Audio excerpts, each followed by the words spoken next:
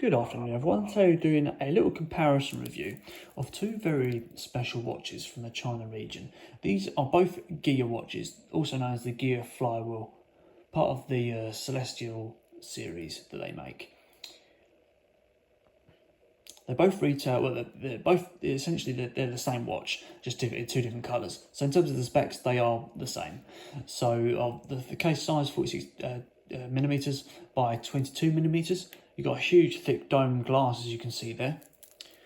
Both watches weigh around about 140 grams with a hybrid core movement. So a hybrid core means that part of the watch is mechanical, part of it is quartz, and the quartz part of the watch operates the clock on the little sub dial there to the left, whereas the mechanical is operating the flywheel on the back there.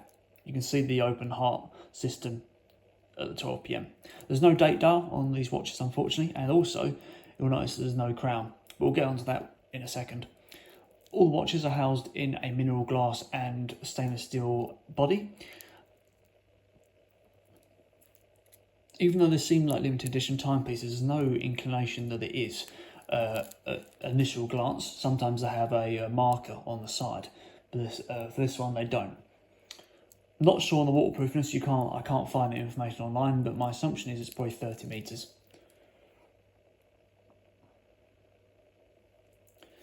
So the part of the actual design for these watches is to give a sort of an orbital look. So you've got the planets and the Earth and different moons and sort of planets. That's the idea behind it, and putting them on the back plate there. That back plate moves with the mechanical flywheel. It's a very, very bold and open heart style watch. Obviously operated by a battery and all make movement with a perpetual style movement as well. So straps, in terms of the choice, the rose gold actually comes with a navy blue strap, and the silver comes with a black strap. Both the same width, both have matching stitching to match the colour. So obviously you've got navy blue versus black, and then obviously lots of areas for adjustment here. Non-enhanced leather, so these will stretch over time, these holes, which means it gives a bit more of a tailored fit. It's very, very common for leather straps on watches. Both the straps are quick release, as you can see. There's little lugs on the back there if you quickly want to chop and change your straps.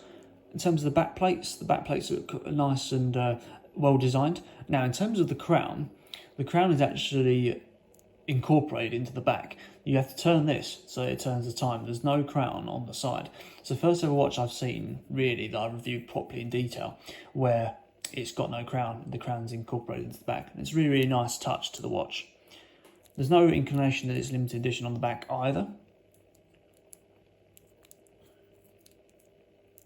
but usually you'd see that on the back if there is any sort of idea there.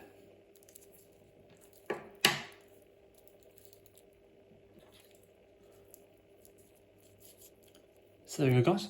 That's a little comparison review of the two Geya mechanical series, Celestial series watches. Hope you enjoyed that, and I'll see you in the next video.